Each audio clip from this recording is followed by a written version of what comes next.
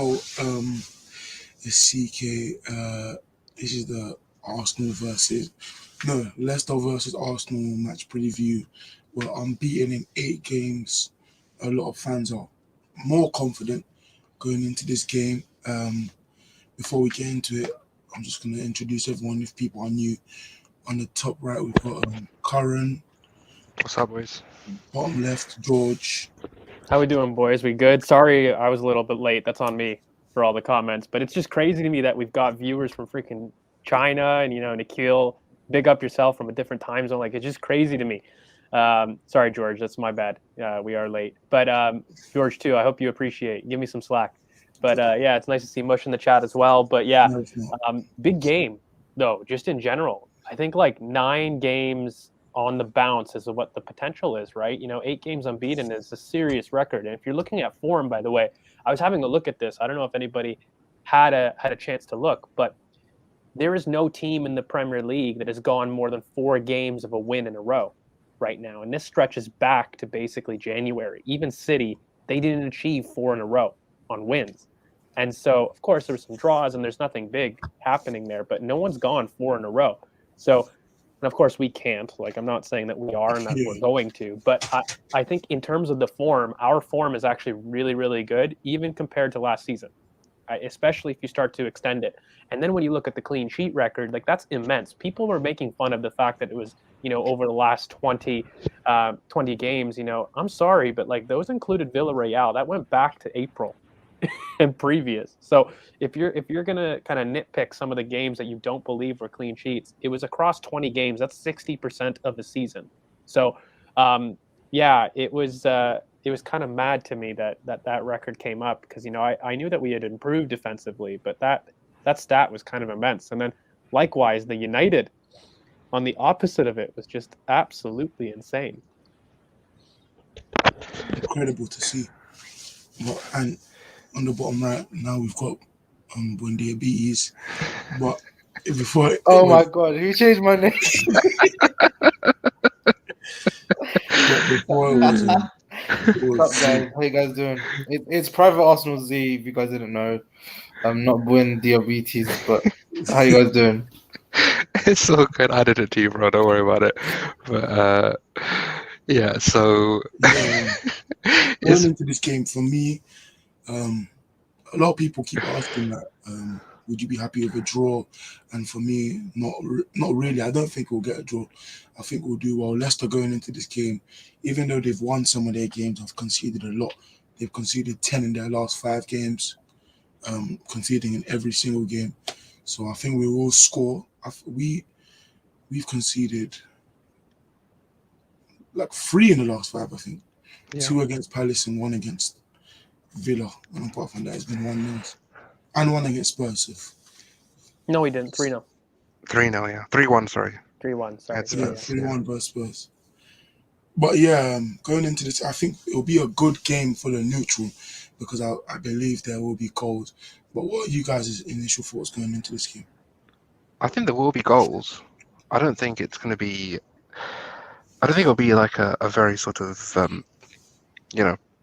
1-1, 0-0 kind of game. There will be goals. I mean, there's goals in both teams. You've got Jamie Vardy on the Leicester side. You've got Patson Daka. You've got Tielemans who can actually hit a ball. You've got goals from everywhere from us. There's the likes of Aubameyang, Saka, Emil. There's so many goals on offer. So don't think there's going to be a clean sheet for both teams in this. So I think there will be goals, and both teams are set up to allow for a lot of attacking play. And I think especially with Leicester's defense being as it is right now, it's easy to see how there will be a lot of goals in this game. Yeah, I mean, if you actually look, it was weird with COVID. If you look at basically our, our away and our home record, we actually kind of switched in terms of what we're successful. We had a really poor home record, but away, we only lost 2 of the last 11 away games if we're dating back kind of to last season. And so the other reversal is how many times have we won on an early kickoff? If you are a little bit superstitious, it's not really good reading. I think when you're looking at Leicester, so we beat them twice in the league, or not in the league, twice last season, once in the league away, but also in the League Cup, I believe, right? We beat them. When you're looking at Leicester, they're a very weird team to evaluate right now because sure, they've picked up some recent form in a sense, but again, like you said, Chris, they've conceded 10 goals. Their defense has been really struggling, and trying to adapt with life after Fofana not being there is very difficult. And again, we're going to basically see a 3-4-1-2 formation, which is going to be very similar to what we faced with Villa. And we all saw how that happened. And, I think the only difference is, though, I feel as though Leicester have more gaps than Villa. And so that could become very, very dangerous, especially if we approach the game like how we did with Villa in terms of our press, which was just unbelievable. And so for me, I really look forward to this game because I feel as though we've got an opportunity now to kind of shut another form of narrative. We did that with Aston Villa at home. We beat a lot of allegations there, and I really feel as though that we've got a very good scenario happening with Leicester because I think with injury updates, and you guys can correct me if I'm wrong, but I think Ndidi's back, right? So it will be very interesting to see if Rodgers puts Ndidi into the lineup because remember at the start of the season, Boubakary Soumaré was not featuring. And the recent uptick in form, not to hammer it home, was with Boubakary Soumaré along with Tielemans and Maddison. And so I'm very interested to see if Rodgers is going to pull a Rodgers and essentially put in Ndidi. And we're going to see a little bit more of an attempt at a 4-1-4-1. And the only reason I don't think we're going to go to a back four, or he will rather, is because of Fofana. So he's definitely going to have to stick with that three. But what does he do in the middle? Is it basically Ndidi as well as Tielemans, or is it going to be Soumaré and Tielemans? And I feel I would be more worried with Soumaré and Tielemans than I would with Ndidi. So we will see. I'm just very excited to, I guess, maybe get into the tactics where they're weak, where they're strong. But we're basically facing another back three team and an opportunity to beat those allegations. So, yeah. I think the other thing is with the spacing of that back three as well. I don't think they're used to playing a back three, so you're going to have channels available to attack, especially when you look at that sign with Castagna on it, who's not really used to playing the role that he's being put in right now. So I think that if you can exploit certain men, I mean, it's good that for them that Evans is back, but I don't really trust Castagna, and I don't think Soyuncu is going to be a guy that we have to go for because this season he's just not been at it. So there's a lot that back line is a bit suspect. So I think I want to hear what other people have to say on what Leicester's weaknesses are. So let's go forward. Well, for me, with Leicester recently, United was the game where they really got allowed to express themselves. So they spread out into a 3-2-5 when generally they stay in their 3-4-1-2, 3-4-3 shape and try and attack. But the United gave them the license for Pereira to bomb on, and Soumaré and Tielemans dictated the midfield very well and didn't really struggle in transition. But Leicester in general are struggling to keep the ball right now. As you said, their players are not used to the spaces in that 3-4-1-2. And without Soumaré, it was much worse and much harder for them to keep the ball with Ndidi. I think watching them against the likes of Brighton or something, I think they've not been able to keep the ball at all, which doesn't really bode well for them going into this game, especially with us being able to exploit spaces much better recently, especially down our right-hand side, because this season we've been a bit more varied and they leave gaps in their left and right when they push up. But yeah, that's for me. I think they won't be able to keep the ball, especially if Ndidi comes back in. Yeah, they're going to struggle. I mean, look, you briefly talked about Soyuncu. He's massive. He's a huge pressing trigger. Unlike Villa, who we maybe wanted to isolate Tyrone Mings, like we said, and target like that channel in general. Mings is okay in terms of possession, but I think Cagliar is really, really poor in possession of the ball. He's very much a pressing trigger for very many teams, and I think what helped with Soumaré is he naturally tends to the left, so he kind of helped mitigate a lot of Soyuncu's issues and build-up in terms of dropping deep and being able to pick up the ball and offer himself as an option. Ndidi is a lot more central, and if anything, he prefers a little bit more to the right as opposed to Soumaré, and that's what leaves Soyuncu so open to basically target it. And, when you do look at that back three, of course, there's always going to be some, I guess, the back three basically offers you space in behind that, full back or that wing back area and those third center backs. But The biggest battle is going to be how much of a gap that left side for Leicester, or aka again our right, is exposed with a Samare versus an Ndidi selection. That's going to be really big. I think Vardy, who's been in form of recent, and he always scores against that. So Vardy's always going to be a very big threat on the counter. But, I'm very comfortable with Vardy because for me, he always chooses to isolate away from Gabriel. He's already had no issues, in previous meetings, and he doesn't go towards the left. So he'll isolate the right. He's looking at Tomiyasu and Ben White really as opportunities to attack. Now, for that aspect, we've probably got our better 1v1 fullback in that area. So that's why I'm a lot more confident in terms of this game, because their one counterattacking threat is going to be really almost cut and null with Tomiyasu, in my opinion. And I'm very interested to see if Mikel goes with Laka again. So the only potential change for me, I still think he goes with what's worked. I think, Laka said again, even when he came on in a short cameo, he did well, and he does do well at home.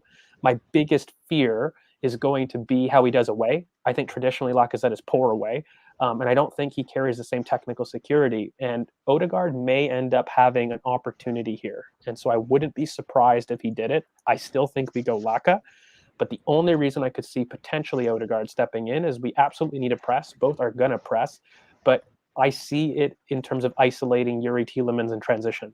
That's the big thing. So if they're going to go with, Ndidi, that is going to be really the area of space. And so you're going to see ESR much more open. And if we're going to get basically Tomiyasu trying to shut down Jamie Vardy, that switch to the left is going to be supremely important to attack Yuri.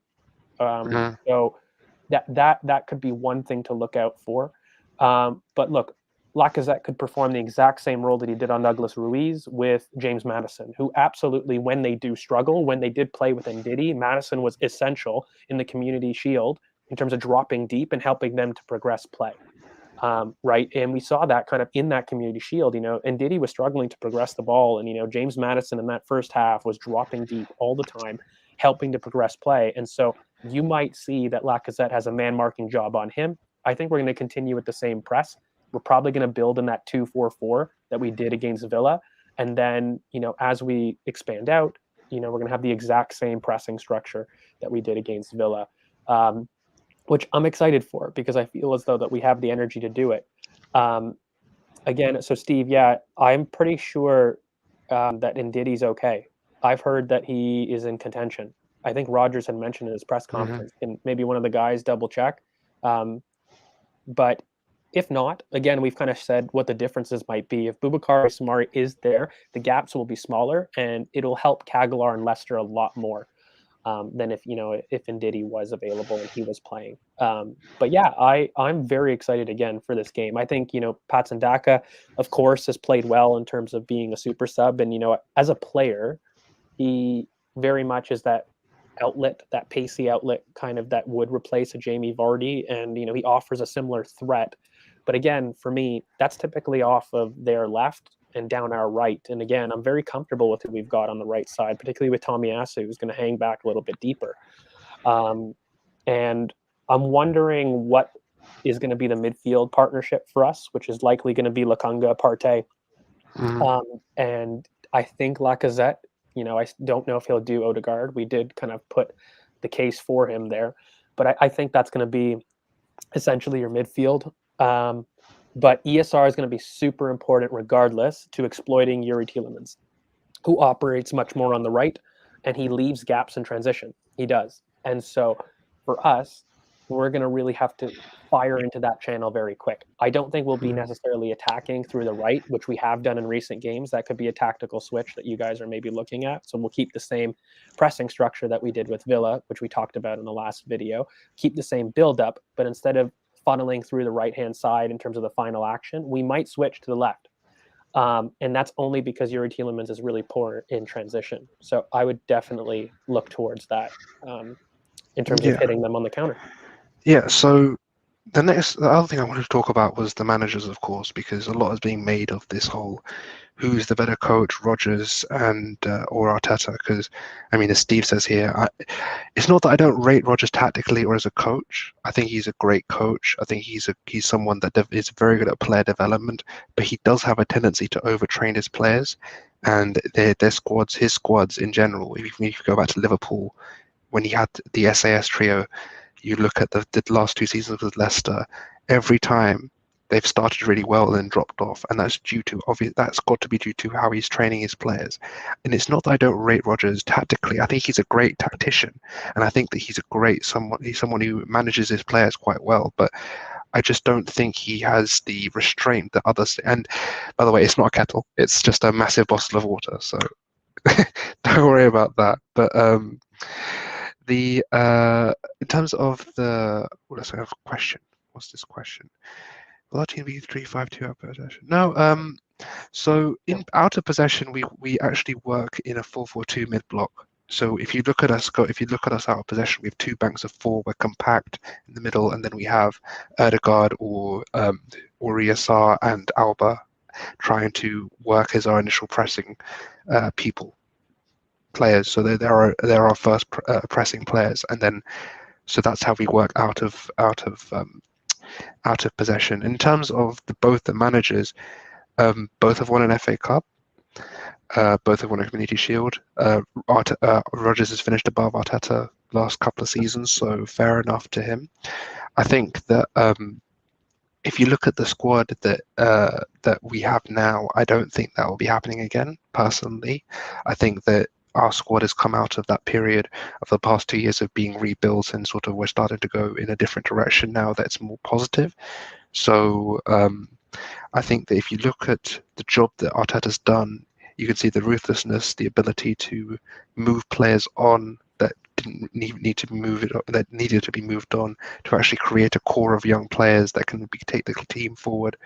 So I just want to say, personally, I think Arteta does have the edge right now, and if you look at them head to head, he's done very well against Rodgers as well. So we'll see on Saturday. It's a massive game for me because I think this is the first time in this since I think Spurs or maybe Villa that we've come up with against a team around us, and there will be points dropped around us this weekend. Man United and Spurs are playing each other, so there is places up for grabs there. So I think it's a very important game because Leicester are in direct competition with us, let's be real, even if it is for top 4, top 6, whatever you want to say. So tactically, the main thing I want to mention is Youri Tielemans, because if he is great, he's a great person to have going forward and in build-up, but going in transition, you can see, I don't care what pressing stats you want to throw at me, how many pressures he does, if you watch that man run back, after about 75 minutes, that man is blowing like anything. I'm so frustrated with him because you can see that there's a great technician in there. There's a guy with great technical quality.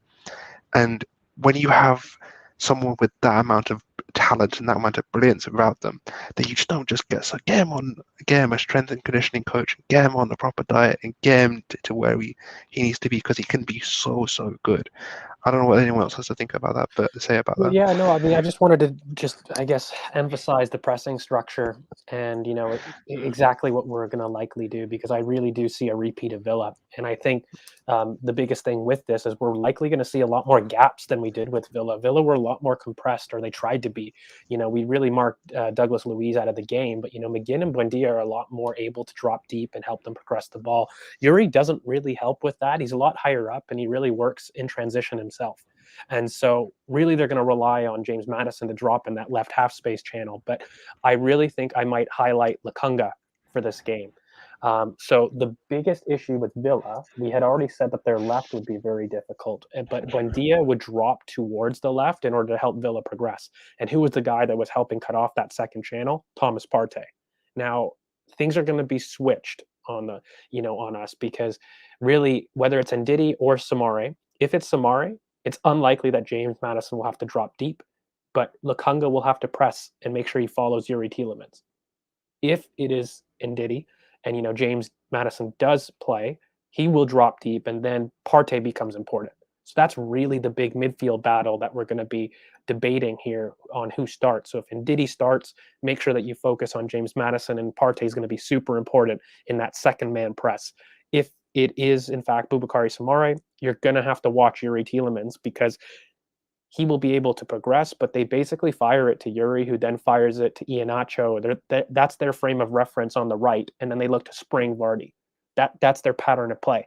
So Lukonga is going to have to be very diligent in terms of his marking of Tielemans, and that is probably something I am worried about. I'll be honest, if I am worried about something in the game. But what I'm really happy about is Leicester play with a ton of gaps, and their defensive structure is not really compact. And like we've said, they've conceded 10 goals in the last 5 games. Chris, I forget if that's the stat that you were saying. I think they've conceded more, to be fair. Yeah, 10 in the last 5. Is there block a 4-3-3 or is it a 4-4-2? No, they tend to go into a 4-4-2 in terms of out of possession, but in terms of in possession, they're definitely in a 3.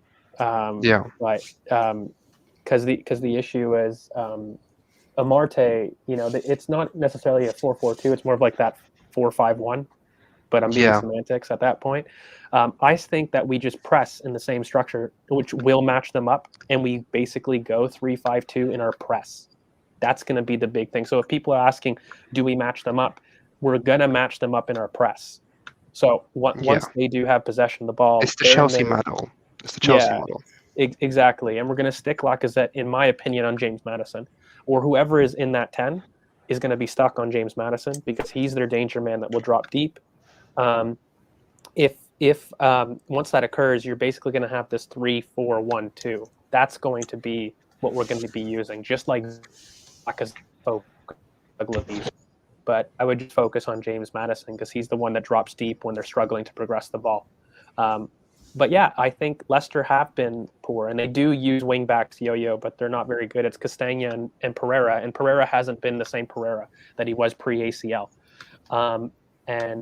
Okay, awesome, Steve. So if Ndidi is out and it is Boubakary Samare, so we're just going to flip those dynamics. Again, I for some reason I thought that he was healthy. Did anyone else see that? Maybe he is out till the 20th. Yeah. I got told on Twitter that he was healthy, but so if he is out and it is Boubakary Samare, James Maddison won't have to drop deep, and essentially that focus is going to be on Yuri Tielemans. So let's look at it in that scenario. So if Samare is going to play, Lukonga is going to be really important in terms of making sure to press that Yuri Tielemans out ball, because Samare will be a lot better in terms of progressing the ball, and he'll help out Soyuncu. Soyuncu will still be a pressing trigger, but expect Samare to really dominate that area. He'll drop in the left half space and he'll do well, if he is playing. But I think, though, that kind of that press that we do is going to have to still be focused on Soyuncu. I still would use that as a pressing trigger. But Lukonga becomes really, really important in that situation, because then what happens is Yuri's going to be the out ball for Samare, and that's what happens. They fire it to him or Iheanacho, and so we're going to have to make sure that we track our runners on the right side. And if you basically cut off that, they don't have an out ball. They really don't. They struggle to keep the ball, and that's essentially why, because it's very predictable in this formation. Ricardo Pereira doesn't offer that overlap threat that he did pre-ACL. And so it's very, very difficult for them beyond Yuri to really get in transitions. So, I basically would look at that as the danger man. And this is our lineup. Yeah, in terms of, before we get to the lineups, but in terms of Chowdhury, he is someone that I think could come off the bench in case they're sort of losing control of the game, or they want to defend a lead. He is there, and that's a very good point, Ahmed. But I think that he's not someone that would start. I think he's someone that they will throw on to help control transition, especially if as I think is going to happen, Yuri tires, then they'll try to bring on Chowdhury at about 75, 76 minutes, something like this. But in terms of the spaces available, if it is Samare, then the trigger has to be, as George was saying, Lukonga on Yuri, because there is a way to get around. So basically, Yuri will most likely line up on the left, and you'll be able to basically use the Tavares overlap to just get past him. And once you're in behind, who's their fullback on the? Is it Castagna on the left?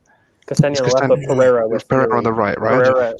Pereira will be with Pereira. So when you have Pereira, so if you can put Nuno 1-on-1 with Pereira, I think that Pereira just doesn't have the pace to deal with Nuno at this moment in time, and plus Nuno just looks good right now. So I think that's a matchup that we can take advantage of as well, because if say it's because Evans will be centre back, will he not, George? Sorry, Evans will be central. I said yeah, he'll be Evans center. You'll have Amarte, Evans, and Soyuncu as their back. Yeah. So Amarte's if it's progressive, he'll stay deep. Exactly. So because it'll be on the Amarte side. So if you can put because this is why I think he'll start Odegaard, because he might be able to be thinking to put Emil on Amarte and have Nuno run past Pereira and try to use that overload on the left.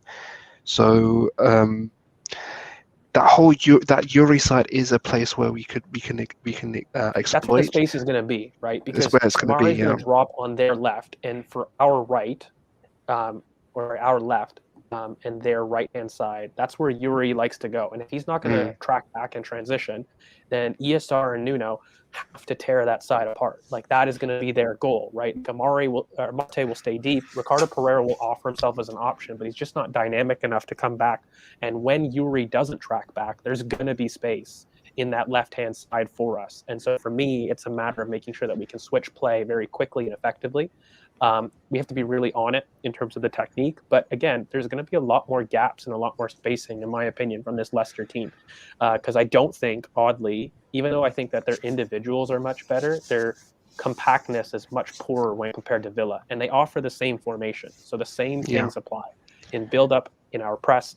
The only issue is I think the spacing is going to be just a little bit different. There's very similar pressing triggers, both going to be on the left, but there was space on Villa's left. But for me, there's going to be space on Leicester's right, which is our left. So, do you not think there's a possibility of them actually changing formation? Because I feel like, you know what, playing 3-4-1-2, it literally plays into Leicester, us. Like I'm talking about Leicester. Yeah, I know they started the season as 4-3-3, and then they tried to move to 4-4-2, and now they've found a winning way with their 3-4-1-2. But do you not just think as a one-off they might just revert back to like a 4-4-2? I think they won't, only because they're fearful of conceding. And so what it is for me is they've got success. So when a manager gets success after being really poor and kind of changing formations, he typically goes with what's worked. And so for them, the 3 has worked. But, we're just very recently, by the way, have done well against the 3. And in fact, I think one of the allegations that we beat against Villa was that we're poor against the back 3. In typically form, we have been previously. So I think for Leicester, though, like the biggest thing is they're not confident in defense. So they used 4-4-2 while they didn't have Fofana, and they were trying to be a lot more deep, and they were very unsuccessful. And the reason that they went to a back 3 is kind of to close the spacing a bit, and they attempted to close things up. But again, I think their record just shows without Fofana, they're not able to go into a 4.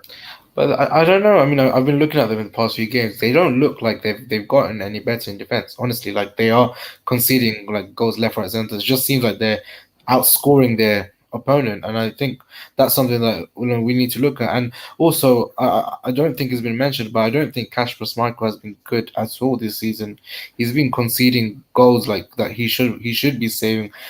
And I feel like, that's why probably Lacazette or someone like that should be on the pitch, because we need players, that can, that are good ball strikers as well, because that's a weakness, that's a weakness we can very much target. Yeah, he hasn't been good at all. It's basically going to be, it's weird. Leicester suffer from things that, we maybe suffered with last season, their technical security. Like, that is the big thing. They definitely have strikers that can hurt you, but they haven't been very good progressing the ball. And that's just come from the back, right? They do really struggle in terms of getting up the pitch. Samari has helped a lot, and that's why they've turned these iffy losses into kind of wins in the recent term, because Samari just helps their progression massively. I think, though, moving forward, if Ndidi, so I'm going to go with what Steve is saying, and Ndidi's out, if Samari plays, you're basically going to see that back 3 system, because Soyuncu's so poor as a pressing trigger. They need somebody to help them out in that sense, because Amarte won't get it up the pitch. And while Evans is really good with the ball at his feet, he can't carry into midfield. That's really where they struggle. And that's essentially why they've got Amarte hanging deep. Pereira comes in, and they leave kind of Yuri high along with Iheanacho to kind of hopefully become a reference for it. So yeah, the biggest thing is I probably agree with your Schmeichel evaluation. I didn't realize that he was the second worst keeper in terms of non-penalty XG. Like that's kind of crazy to me. So yeah, we definitely have the firepower to really exploit that. And again, for me, what's awesome is with playing Laka like that, Oba in the left channel is huge. Do you know what I mean? Like that, if that's where the space is, Yeah, for sure. Yuri being on the right, our left-hand side, something that, by the way, we haven't seen. We've switched to right side dynamics. It's why I'm so harsh on Pepe in the last couple of games when he has played, because we've used the right as our final third action. I think in this game we're going to see a return. I could be wrong, but I think we're going to see a return to that left side bias, or we'll attempt it, and we'll try to really make use of Yuri's lack of defensive transition. Yeah, But I don't think we'll build to the right. I don't think we'll build to the right that we used to. I think we'll build through the left and then try to exploit that Amate on Emil matchup. We could build through the right. I think we might, because like that's how we ended up using our left-hand bias, right? Like, I mean, you typically build on the opposite side that you want to switch to. So we could build on the right, and we probably likely will, only because I think it has more of our build-up players. Well, then it's party on Buba again, and that's kind of another thing I want to say. If it's party on Samari, that is, I'm telling you, people, forget Spurs versus Tottenham. That is the matchup of the weekend for me. I think you have two massive players. You have two massive players. Don't cover your mouth. You're fine. You have two massive players on two teams who are both actually really in form right now. I think Partey's starting to find his feet in the league. Ben White is going to be huge, because I'll tell you right now, he needs to play. Well, he will play. He will play. I mean, he trained. Like, I never listened to Arteta. Like, that's really useless. And plus, if actually he does it on purpose, though. He does do it on purpose. I don't know. I just hate fans that are like, oh, but he said he didn't train. Like, well, he was there. He was in the pictures. And plus, he just had a flu, guys. Like, it wasn't like there was any contact injuries or anything like that. So he'll be fine. He'll play. But I think he'll become very important, only because the reason I say this is Partey's going to step up, like you say, Curran. He's going to focus his energy on Samari. Who fills that space for us? That's going to be very key. And, you know, in order to stop anybody coming into that hole, you need Ben to step up. So that's going to be good. And the big matchup that I don't think we've mentioned, by the way, is Iheanacho and Gabriel. So we just talked about all the space that's going to be happening on the right, okay, with Yuri Tielemans. But Iheanacho is another backboard reference that's going to come deep. And we're going to need Gabriel to follow and pick him up. That's going to be something that's very key. And, you know, Lukunga, he isn't great himself in terms of marking and awareness. And so that side, while we can exploit it in our end, to look at Leicester's threat, that's probably where they want the success. Like that Lukunga, Gabriel space, if they can hit it off Iheanacho to spring Vardy, that's going to be their threat. Because they know Ben will step up, because Partey is going to go up to Samare, right? So if you're looking at it from a Leicester point of view, you would be like, I want to attack Arsenal down their left. Nuno's going to be high up the pitch, right? You know, Lukunga is probably going to meet Yuri Tielemans, and we're going to hope that if you can ping it off Iheanacho, that will be the space, because Ben will step up, right? Like that's kind of the pattern of play for them. So we just got to be diligent, and I think we will. I mean, Ben's in great form. Even though he was sick, I think that he needed that performance, oddly. You know, I wouldn't have been a fan of playing somebody like him if he was sick, but he really, I think that performance put a lot of doubters.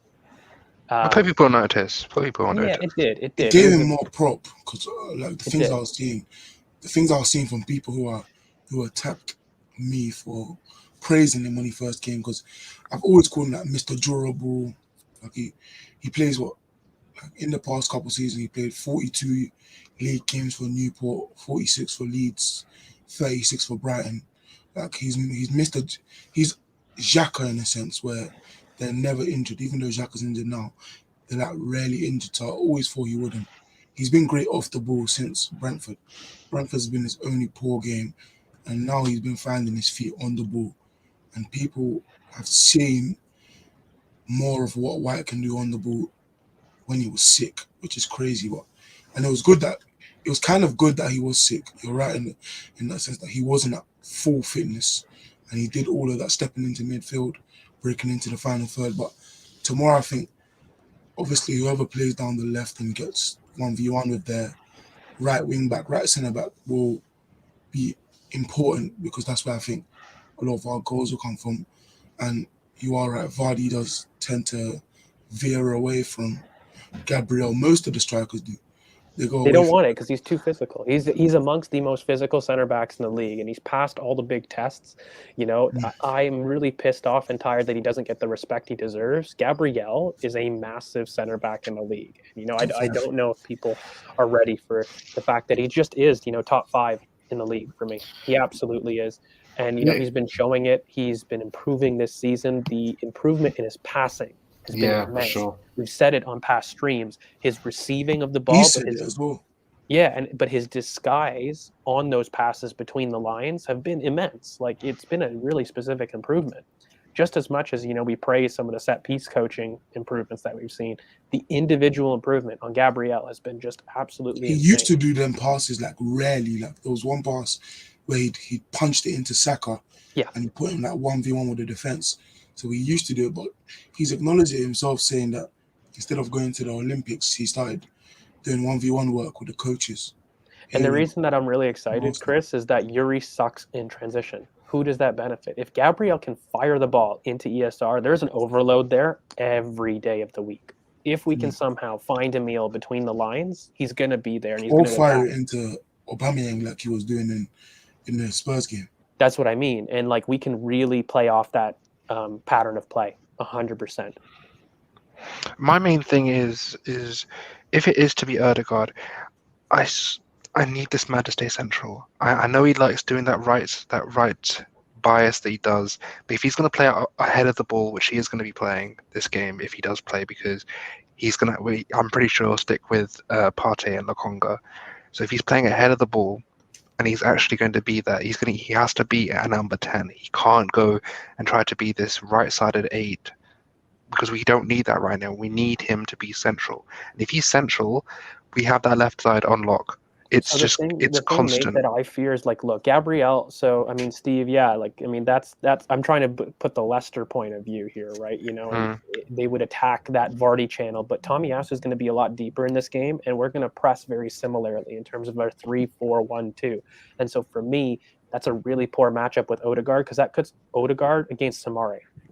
That's my issue right now. Like, in terms of I don't want to see Odegaard in this game. I think it's poor. I think I could understand from our dynamics to use him to kind of fire quick balls on the left, but just factually having him there will put him up against the more physical player in Samare. And in my opinion, we've seen what happens when, Odegaard faces a physical challenge. He runs away.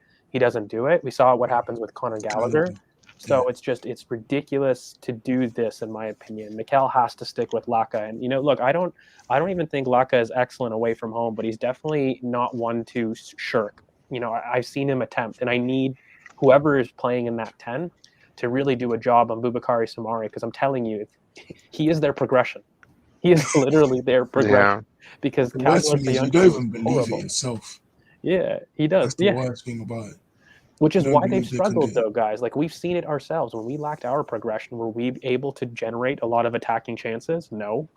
So I get it. But, at the same token, if Ben is going to push up, like you said, Steve, again, I'd argue Tomiyasu is excellent there. And the fact that we have a defensive right back who is excellent in 1v1 duels makes me think, along with, with Vardy, I think that we cover that space very, very well.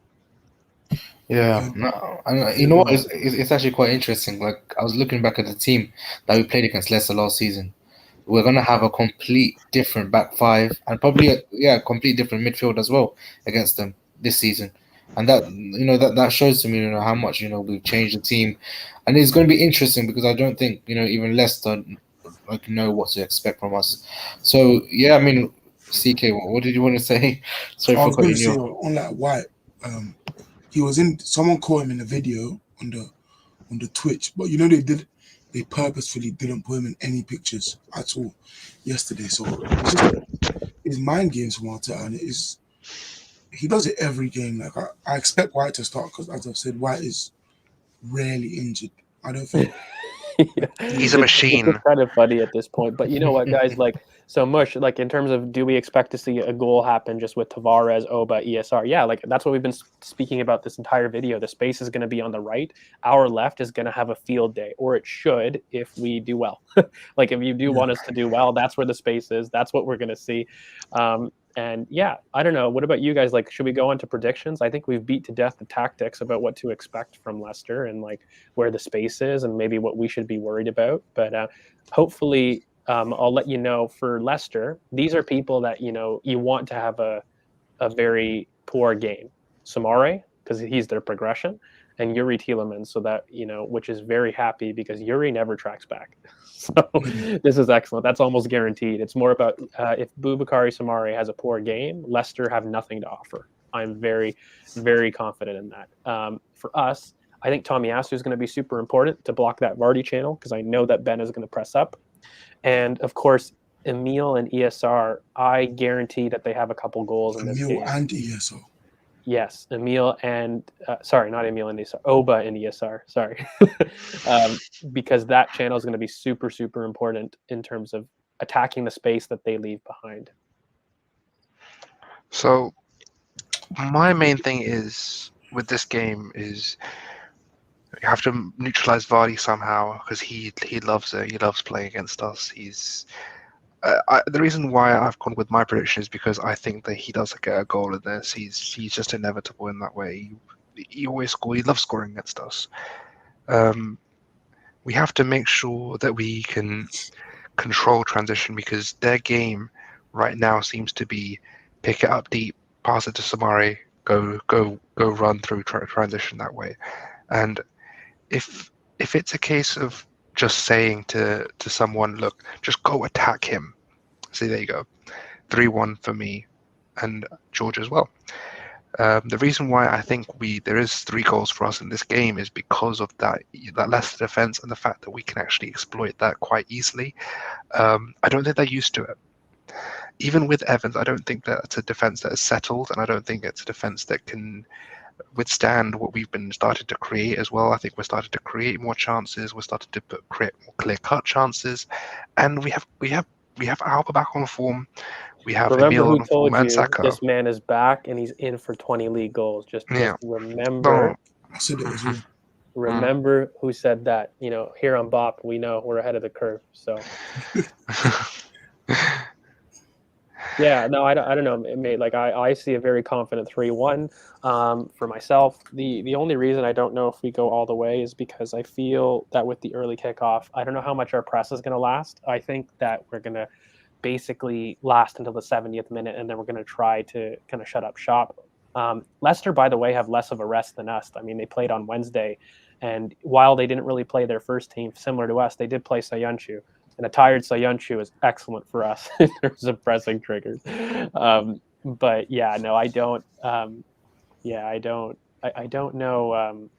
On the 3-1 shouts, I think that, you know, Vardy is going to get a goal. He always gets a token goal. But yeah, that's where I was thinking. Oba probably. Sorry, Chris, but Oba gets a goal. No, 2 goals, and ESR gets 1, in my opinion. Go on, Chris. Oh, for me, I was thinking 3-1, but because that's my favorite scoreline, and I said it for a long time. But you two are going for 3-1, and I just had a feeling it worked for you last time when you wanted just a different score. Yeah, 3-1 Villa. Yeah. So I think it's going to be 4-1. Oh no, it wasn't Villa. It was the one before. It was Lee. No, the one before Villa. What do we have before Villa? Because you changed it last minute. Crystal Palace. What was your win? Your one predicted win? No, it was Villa game. I'm sure it was. No, it was Wimbledon. I know you're talking about Wimbledon. Was it Wimbledon? Oh, you I changed it late. 3-0, but George said the same thing, so I changed to 4-0. Yeah, and he got it right. Anyways, we're talking about tomorrow. I think we're going to win 4-1. I think Oba will score.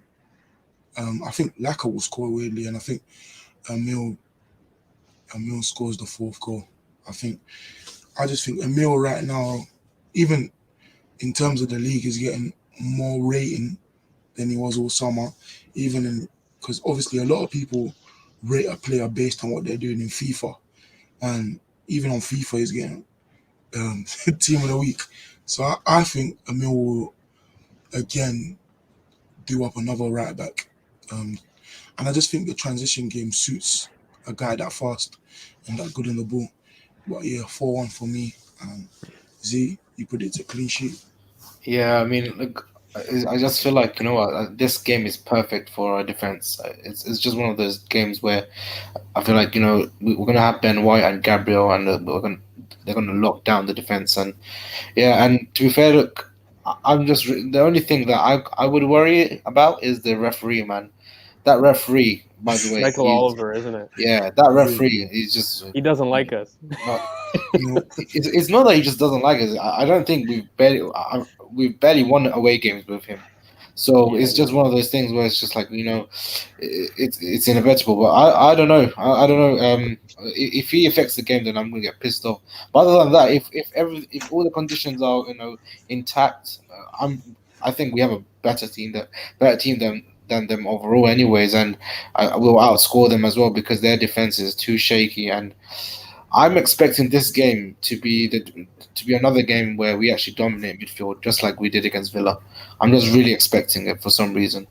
So I just think based on that as Because the well. gaps. It's because the gaps, mate. I mean, like the gaps that they leave in midfield, it's really, really poor. I mean, I've said that I was more worried about Villa pre-game than I am about yeah. Leicester. So, but I still think the same score line is going to happen. I Why think do we'll you see why the do you same think they story. don't play Vestergaard? I don't think they trust him. They played him Because he early in the plays season, and he played played in the really, League really Cup. poor. Mm. Remember? But the main thing for me, in terms of that back three, if they do play Vestergaard, it's just he doesn't seem like he's up to pace with it. So, like, I By don't the know way, whether. Ahmed, for Emil, we did say, and I hate to bring it up because we had a great username for Z earlier on, but we did say he's on pace for 15 goals and assists over you know who, who 50 pounds. has a certain type 1 issue. Um, yes, that's a diabetes joke. Mhm. So, Absolutely. yeah, no, I think Emil is going to score as well, especially because the space is in the right half space. So like it's prime for him to do really, really well. And I lied, it wasn't 10 conceding their last 5 no comps. It was 12 Well, yeah. Yeah. in their last 5 in all comps. They've conceded 3 or 4 against Legia Warsaw, 2 against United, 2 against Brighton, and 2 against another team. I forgot the other team, but yeah, 12 in their last 5. And they even in the League Cup though, they were playing Bertrand left centre back, Vestergaard centre back, and Soyuncu. Weirdly, but he doesn't trust Vestergaard, as you said, to start him. But I think I want a clean sheet. I'd prefer if we like get I prefer a 3-0 over a 3-1 4-1. or a 4-1 or something Same. crazy. I would. But I Same, just but don't I see it feel with like Vardy. He always I gets a just think token goal. I think we'll concede a pen of, or as you said, Vardy will get his token goal. I think I'm confident that it will be a statement win because a 3-4-1, even a 2-0 to keep them out with 2-0 is a big statement for how people look at us as a team right now. Because right now we're just looked at as the form team, 14 out of their last 18 league points. But I do think we put a big statement and really do like stamp a mark on the league. Because if we do win this and then win Watford, that's 4 unbeaten or 5 or 3 wins in a. It would be 3 wins in a row, and Yeah. There'll be confidence 3 in a row, and then you know what? You'll get international. Watford next, who could very well get to that magic 4. Like I said, there hasn't been a I think team in the we can. Premier League that has done 4 wins. They've hit 4. They haven't done more than 4, to be fair. And our next one's Liverpool, so he may not get it. But to match that record is very I think Watford will be 3 wins in a row, and then the game after Watford is 4. In terms, Do you sorry, want to take sorry. this turn since you Yeah, have so many United threads? Look, United. The problem that United had against Leicester is quite clear. So when you're playing in midfield, when you have midfield space available, if you're constantly hoofing it up, going from one line of 5 to another line of 5, it doesn't matter how much space there is in midfield. You're not using it anyway. You're constantly trying to go past that. You have an open goal of space looking right in front of you, and you're going, screw that, I'm going to go long ball and try and hit one of my 5 attackers, and it's just not. It's not something that works. And when you have honestly, you know what I think it is, right? Yeah. It's not even just like that they vacate the midfield. They don't have a press, and so therefore the spaces that Leicester offer, they're not going to be attacked. So if you vacate your middle, which is one thing. They don't have a press that will stop Boubacar Soumaré getting That's up the other thing. Yeah, that's and the next thing I was going to say. That was the reason that United really were exploited quite hard in terms of that. And look, Mush, I'm raising my hands up. That was a question from the comments that we just. Yeah, that was literally. That's not. There's not. I think United are shit. Ollie in it, so but don't worry. I hope they win this weekend. Yeah, bro. Even though I hate United more than Spurs, I need United to win just to keep Ollie in for a little bit. Because the comments are so lively, why don't you, man, in the comments, let us know what you think, of who's going to be the big man in terms of for us and for them, but also your scores. Like, I want to hear what kind of scores are you thinking, because we've predicted a very strong win. We all seem a lot more confident than versus Villa, but yeah, that's fair. He does do that. No, but United for me, Leicester exploited United because they left gaps on their left-hand side, and they just, which is their right. And they can't press. They can't press, but Bruno wants to press, so he'll leave his space and force a chain reaction. We saw versus Liverpool. And he doesn't press the biggest chain intelligently reaction I've ever seen. Bruno pressed, forcing the goalkeeper AWB to press, forcing Lindelof to cover Wan-Bissaka, forcing Maguire to cover Lindelof, leaving Maguire 2-on-1, and then it was just Salah and Keita was done. But yeah, United leave spaces because players don't stay in their structure or don't have a set structure to stay in. That's exactly why we basically said that their press was so poor. Like, that was the reason they stopped. Look, United always vacate the middle, but it's not just that. If you vacate the middle, but you have a decent press, you could maybe do it, because again, Leicester struggle progressing the ball. We just said this entire time. Show us that. And it's basically just Soumaré that is responsible for it, right? I know James Maddison attempts to come back, but he's been poor with it. And also, Ian Nacho has been poor in terms of his technical security. Like, they use him as an out ball, but it's just hitting off him. And so that was the reason that United were really poor. They weren't able to exploit that space on the right-hand side. And, like, oddly, our left-hand side is one of our most potent in an attacking sense. And so we will be able to exploit that space. The biggest thing for us is to make sure that our press is really consistent, and we need to do it for the first 70 minutes. We need that consistent press, not like what we saw at Spurs, where it was good for about 20 minutes and then we kind of thinking about it. I think we get a 4-0. You know. You want to change? Here we go. Do you know what I say? It's begun. Even though Vardy's back, he's not fit, and he's not Daka's in form, though. Even if they were to play Daka, he's in form. I don't care about him. So you think 4-0? It just sounds nice, you know. I mean, it sounds. If I'm being honest, I really want a 4-0. If I'm being honest, I want a 10-0, but what's going to happen? I need a clean sheet, and I really trust our defense to get enough. So you got to make sure for the prediction. We did this last time. We were a little bit iffy. I'm going to stick to my guns. I'm sticking to my guns. 3-1. Z, what about you, mate? Like, are you still with 2-0? Z is definitely still with 2-0. I just need to look at the last time we had a clean sheet. Brighton away, 0-0. I don't know. Burnley. I think Nuno is going to have a very good game, which doesn't help to a lot of the weird stuff I've seen on Kieran, but that's going to be another day. But I think Nuno is going to have a very good game because, again, guys, we've highlighted the issues on the right-hand side for Leicester, right? So that entire channel, the Tavares, ESR, Oba link-up is going to be very, very good. So, yeah, that if we do well because of that channel. The thing is, with Tavares, he'll be on Pereira, and he'll have Pereira on toast for me. He'll be able to run past him quite easily. I agree with Yo-Yo. A thrashing has been on the cards for weeks. This team and Arsenal in general haven't delivered a thrashing in years. But like in terms of general play, I think the 3-1 is going to be very, very ugly. I don't know if we go all the way and go to like the 4-1s and like those kind of categories because we don't typically do that. No. But if we did, I'd love to be wrong there. I agree that a thrashing has been on the cards though. We've been playing in parts very well, and the big thing, if we were to do really really well and like have a huge score line, Ben White is going to be crucial. That guy's switch to the left half space is going to be key. So just how I talked about earlier in the pod, how Ben is going to meet in the second press. If Ben switches to Emil very, very quickly, that is on every time. That will spam at least 2 goals. I'm telling you right now. Oh, this is the other thing I was going to say. Ben White.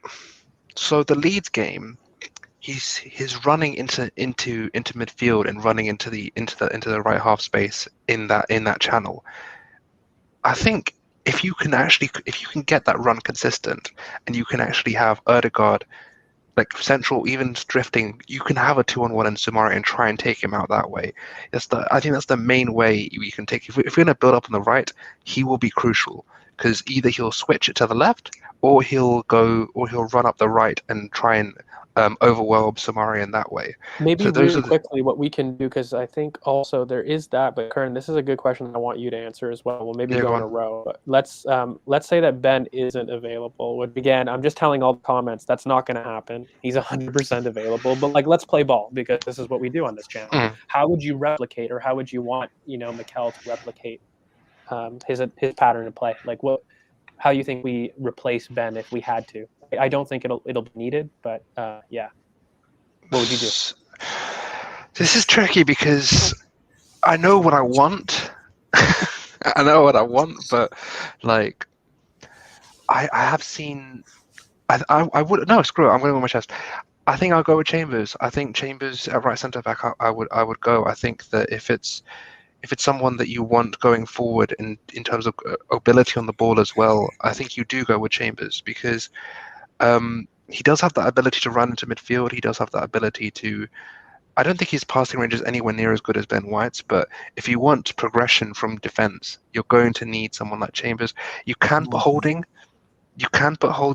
but for me, I have it very, very clear. Tomiyasu must play at center back if Ben White has to, and the reason is because of Jamie Vardy isolated. So you're putting Tomiyasu right centre back at right back in order to replicate Chambers. Okay, that's interesting. For me, since Tomiyasu got bought, when he got bought, that's actually quite interesting. That could work. Immediately, he'd be the third choice in the back. Tomiyasu has to be the one that because he's the only one that can carry the ball to a similar level. And for me, Ainsley would be on the right because then we have the speed in case. Because Tomiyasu, if he was to face Vardy, it would be new. To be fair, I'm very confident in him dealing with him. It would be new, and I like the recovery pace that Ainsley would allow me. It would give me some security that the top can do whatever they want, and that Partey can press up. So if Ben White was not available, I would absolutely put Tomiyasu at center back. And I didn't think of that. I just thought like for like and just go Tommy right back because can replicate the most. Since you know what it is, it's Harvey on the left. I need Tommy on that left hand side for me. I think Ainsley could deal with him very well. Ainsley deals with wingers, especially in transition, well, even when he's playing left wing back. He's got probably arguably one of our best recovery pace, and he is our best stand-up tackler, like in the squad. So, yeah, he'll do excellent. Yeah, but for me, even if Gabriel got injured, Tomiyasu should be the first one because I think he'd replicate the passing of Gabriel better than anyone, better than Amari, for example, and his ball carrying from right centre back is better than anybody else's apart from White. No, I think obviously Tomiyasu coming in probably has made Mari's role redundant. Honestly, in the squad, I just can't even see him coming back into the team because obviously his athleticism, he doesn't have the best on the ball ability, and to be fair, he's costing Arsenal a fortune per appearance as well. So I don't know, man. I don't want to see him in the squad. We're seeing Mari, Cedric, and Chambers all play much less just because of Tomiyasu. I said when we first signed Tomiyasu, Mari should be sweating. He was 100% brought in to replace that type, like how he carries the ball. Which I mean, like Chris, like even we did our scouting, we saw like he was much better carrying on the left. So Mari is 100% gonna be the axe as a result of Tomiyasu. I think Yo-Yo said if you would put Tierney left back and Tavares at right back. So my issue is Tavares doesn't have an elite 5-yard burst. I hate to do that buzzword, but he struggles in short distances. What does Vardy do excellently? Short distances. It's not even the pace on the wide. It's the fact that he can beat your mark in the first 5 to 10 yards. And so for me, the best way to do that is who's our best person at that? Ainsley. All day, every day. So you have to have him at right back. And Tommy, he's excellent in terms of progressing. If we want to emulate somebody to carry the ball into midfield, Tomiyasu is way better than Holding and Chambers at that. So that's how we would fix that. I do think in terms of, I would say in terms of actually running, in terms of getting the ball from that back line, if you're going to make that white run, I wouldn't scoff at Callum, because he has played that role quite well, I think, in terms even at right back and at centre back. I do agree. Vardy will isolate him, though, don't you? Don't you think that Vardy will target him? He'll run rings around Callum. Vardy wouldn't he run for wouldn't Iheanacho run at him? No, Iheanacho is going to be on the left. The matchup will be with Vardy will target. Vardy doesn't go with Gabriel. Vardy will go on the right.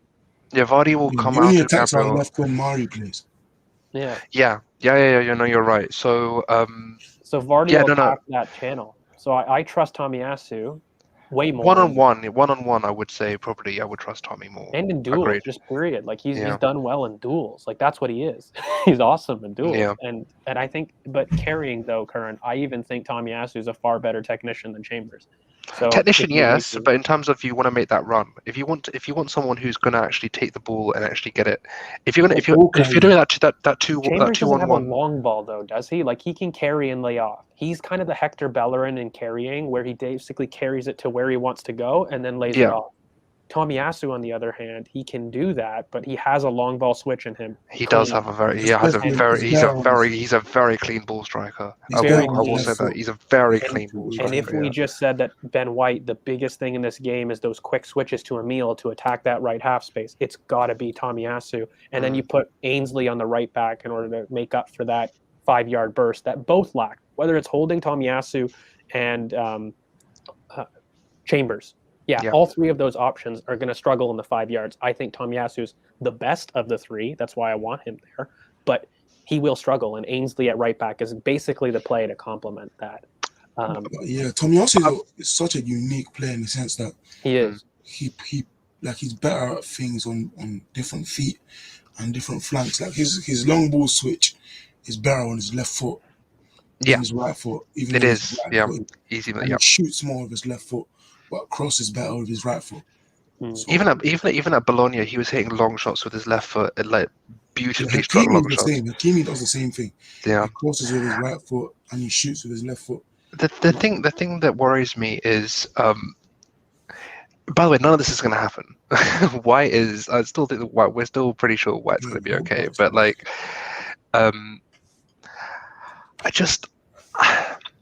Ainsley right back is still. I obviously I think he's one of the better right backs in the club. Partey will go deep in this situation, and Ainsley will be I get the dynamic. Saka inside, and he'll basically target Soyuncu a lot more too when you think about it.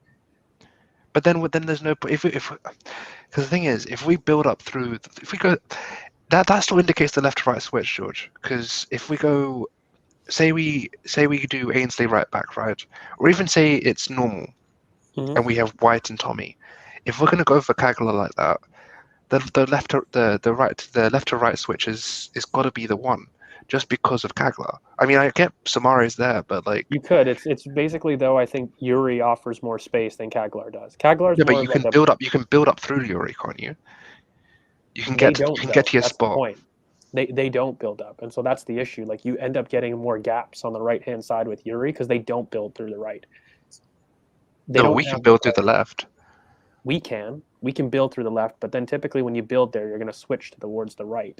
Yeah, and that's what I'm saying. If you can isolate Kagler, I think there's more space though because you're competing against Samari there. That's the issue. Yeah, no, but if you've got the Ainsley overlap and then having Saka come inside, you can isolate. You probably want that. If I was a coach and like I did that, I just think you're going to get less joy because Samari is there. But you would do that with those players. You would. But I still think you would instruct your players to build through the right and have Tomiyasu switch to the left, even if that's an option. Because look, Ainsley can operate in the right half space. So yeah. Before we go, we won the U23 won 4-2, and Balogun got 2 goals and an assist. Yeah, he did. I've been keeping it. I've not been watching it, but I've been keeping He's up with too it. good for under 23 guys. He needs to go on He's been loan. too good though. Too good. Maybe we can answer these last little bit of questions. Mazraoui and Kamara, very quick. Curran, we'll do it. Yay or nay? We know your thoughts on Kamara. Mazraoui, there's no point for me. I think that there are better options on the overlap than Mazraoui. I do like his passing range. I do like his defending ability, but he's too slow and you don't give him an overlap. Kamara, everyone knows my position on Kamara. I love Boubacar Kamara. I've loved him since I laid my eyes on him. He's one of my guys, definitely 100%. So if I was Leicester, Mush, I'll take this really quickly. If I was Leicester, how would I play to get a win? Well, I think we kind of mentioned it a little bit earlier on in the pod, but the space is going to be behind Ben White. So when Ben White presses up in order to do a trigger, we have to make sure that we release Jamie Vardy down the right. And that would be my way to target for us. But it basically relies on Iheanacho being a really good frame of reference. And my big point of view would basically rely on Samare to Iheanacho to Vardy. That would be my mechanism to hurt us, because we're going to press high. We're going to have Ben White high up the pitch, and basically let Vardy go in between Tomiyasu and Ben. The other thing I would do is I'd play Vardy off the shoulder. I'd say isolate one of White or that's what I mean. But they need basically Iheanacho to be the backboard to send him through. That's essentially what you need. And Samari will start it. So that's the pattern play. And for me, Mazraoui, no. Just the athleticism and physicality is too much lacking, and Tomiyasu is the inverted one that we have already. And Kamara, I would sign him, but he's not my first choice. And if you do sign him with the first choice, he wouldn't. I don't think. For me, really quickly, you need a different dynamic. If we have a right back that's inverted, in order to take it up a level, we need an option that likes to overlap a lot more. And so for me, everyone knows it. Baku is the one. And I think signing a Baku forces Tomiyasu at center back, by the way. Well, not forces, but it moves him inside a lot quicker. Especially since we have Brooke Norton-Cuffy coming from the academy. And so you basically got those two competing for right back spots, and you can move on Cedric, Chambers, Bellerin, Ainsley.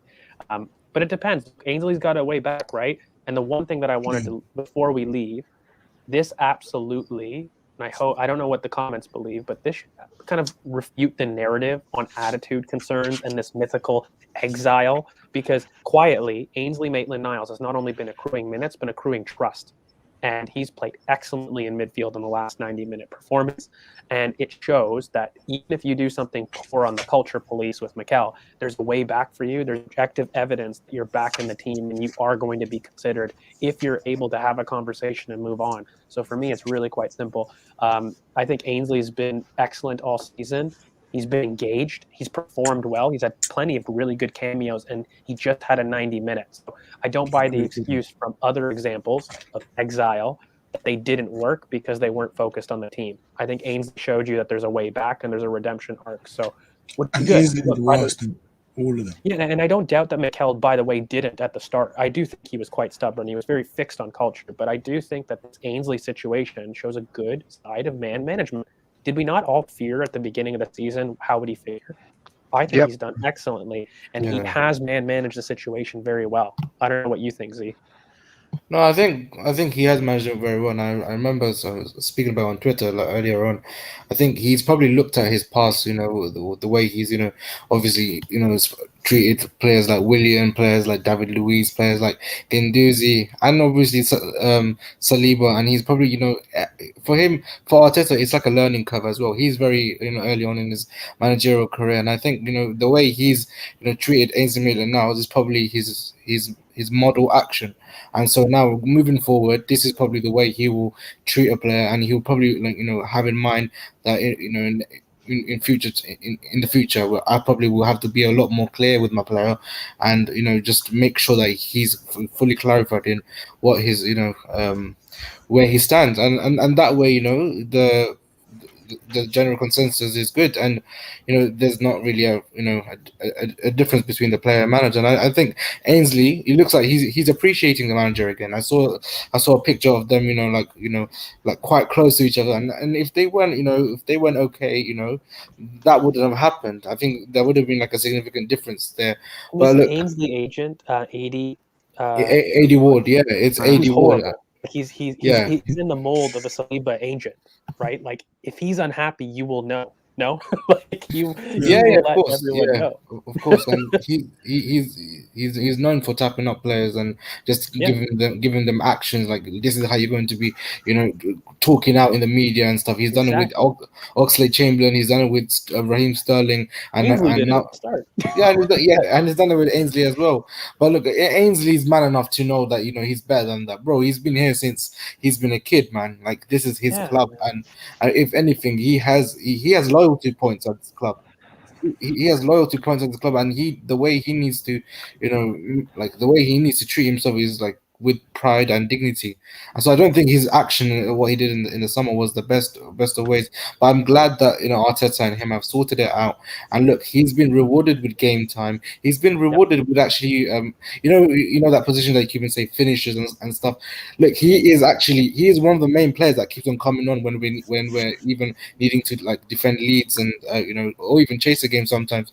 He's that player because Arteta trusts him. If Arteta doesn't trust you, you would even come on, let alone be on the bench. So Yeah. yeah. and whatever happens, like I mean, whether or not something has happened between the agent or not, I think my point is, I think he would instruct Ainsley to say things if he was unhappy. We've heard it before. We heard it last season. We heard it the year before. And so for me, I draw parallels because I think it was Ahmed that kind of asked a little bit earlier, like, do you think that Saliba will fall out of favor? I draw extreme parallels with this situation where you basically have got some off the pitch struggles, some tensions, right? And whether you want to assign that blame to Mikel or the player, let's just do it to both or even one. I don't really care. But there's been friction, right? And there's been an agent who hasn't been a fan of the manager. This should show you that there's a way back. This is my biggest point. Whether you believe either side, and I don't want to play it, I have a very good idea about what's happened in my opinion. Everyone will have one. But factually, the point is we basically have objective example of an agent speaking out against the club on behalf of the player, which he did. Okay, Ainsley was upset that he didn't get his move, right? But you found a way back for the player. And like you said, Z, he's not only been entrusted with being a finisher, but he's been entrusted in terms of playing his preferred position over 90 minutes and an excellent performance. And Ainsley's playing well. You don't play well if you're at odds with your manager. Like, I don't really buy that thing. And it's not only that, he's doing substitute appearances, he's not kicking up a fuss, and he has done an excellent job this season. And if we're going to criticize him, which he does deserve criticism for, Mikel, I don't think he's been the best in man management over the course of his career. The one thing I'm seeing, though, is a change in that, and I think that's what I used to highlight it. So if there was off the pitch issues, which I'm sure there was, because it's definitely not on the pitch because of the talent ID and it's immense. But if it was off the pitch issues, you should look to Ainsley as an example of, even if there was tension in the past, there is a way for you to start for this football club and not only start, but be important for this manager. So, yeah. Ainsley also is one of them players. When I recently going to the games that you see go over to Arteta in the middle of a game and start like asking for not analysis but like tips, because you see Tommy Arsu do it, Saka and Smith Rowe, they're the three that generally are always being either being called over or just going over to him. And if he didn't like him, I don't think they'd be talking or even be playing in the middle. But the picture Z was talking about, I think, is this one. Yeah, of him coming. They clearly have a relationship that's been built on Yeah. whether that lasts, whether that isn't, I can't say. But the point is, there's a way back. This exile culture is just a made-up Twitter assumption, in my opinion. Or maybe he's changed. To be fair, which could be the case. Like maybe Mikel's learning. He is a young manager, right, guys? Like he does make mistakes, and we've highlighted the mistakes in the past. But I think the one thing is, I just look at Ainsley as a bonus for him learning. because I just see that I saw that as a very tricky situation going into the season. I think we highlighted it too. I think generally there must have been something that's changed in the dressing room too, because even though initially we saw that the bromance between Aubameyang and Mikel Arteta, it was immense. Like, he kept on posting on Instagram, my manager, all of that stuff. Somewhere down the line, that relationship, like, it was off. Got frosty. It was off. But then recently in games, after he went off for doing a substitution or after the game, Arteta is the first man that Aubameyang goes to, and he, like, with enthusiasm, he shakes his hand, and he's like how Aubameyang's pressing speaks everything for me. Yeah, so, and the way Arteta's talking about Aubameyang as well, I feel like genuinely there must have been something that's changed in the dressing room. Either the dressing dynamics have changed, or Arteta's probably not changed his ways, but he's probably just given them a lot more freedom. And I think that generally does really help, and that again goes in management. You have to learn from your past, and I'm sure he's learning. Yeah, and I even look at Kola, who is supposedly one of the rats. The rats, yeah, exactly. Right, and look, again, he's played. Kolasinac just played, and for me, these are just points again that there is a way back. There is a redemption, so to speak, as long as you're able to kind of humbly agree that you've moved on and move on from there. Really, that's basically what it is. But yeah, if Ainsley were to start, look, Steve, anyone that has listened to this channel for a long time knows how much or how highly I rate Ainsley Maitland-Niles, and it's not just at right back. I think he absolutely has all the potential to be a midfielder in the Premier League. It always was an issue for me about application, and the way that he played in that 90 minutes, that I personally am more of a fan of Ainsley's physical qualities than I am of Lokonga. And so for me, I would love that as an option. I think it's too soon. I'll be honest with you. It's up to Lokonga to lose in a sense. And we do this as a manager, even if you might have an idea. I think Ainsley needs to do a couple more performances of what he did in that 90 minutes. I think he needs to repeat that Leeds performance at least 2 or 3 times. And then he's asking himself to be put on in contention, and that's all that you can do. And yeah, just quick. Yeah, go on. For me, the last one I want to answer is this. I don't worry about Saka. I think he'll get his numbers up later on this season, and just more persistence in the right wing, because when he has played right wing, like against Villa, against Spurs, he's looked very threatening. But he's played more on the left wing this season, like against Brentford, against Burnley, Crystal Palace. Like, he's played more on the left wing than the right wing this season. And ESR and Saka are the people I think will get a massive improvement. And for Odegaard, I don't think he'll ever be a numbers man in this league. That's my interpretation on this question. But yeah, go on. Yeah, I was just going to say, before we do go back to the the sign outs and things, there's something completely off topic. PSG are losing to Lille, and it looks bad. So I'm going to rewatch this game. Messi got subbed off at halftime, didn't he? Yeah, halftime, yeah. Yeah. So, look, I'm not worried. Okay, look, no, I'm not. Look, I am worried about Odegaard. I feared for this. Do you know who got the assist? Sorry? Do you know who got the assist for Lille's goal, sir? No. It was Yilmaz, wasn't it? Yeah, it was Yilmaz. The infamous Yilmaz. No, look, guys, on Odegaard, though, I was very worried. I was very public in my, not disdain, that's a really harsh word, but not approval of, I wasn't approving of the signing of Martin Odegaard. And I think a lot of the fears that I've said might have been proven right. I hate to be that guy, but he's physically shirked the challenge and his numbers have taken a hit. No, you don't. You don't hate being that guy. No, I love You love being that guy. I was just being respectful.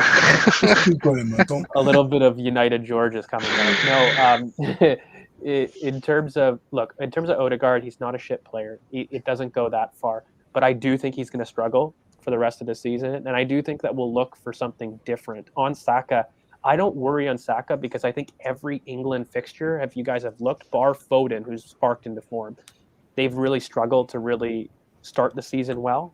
And I think that happens. Foden was out though. Foden didn't start the season. He didn't. He was injured, but got long rest till the second League Cup round.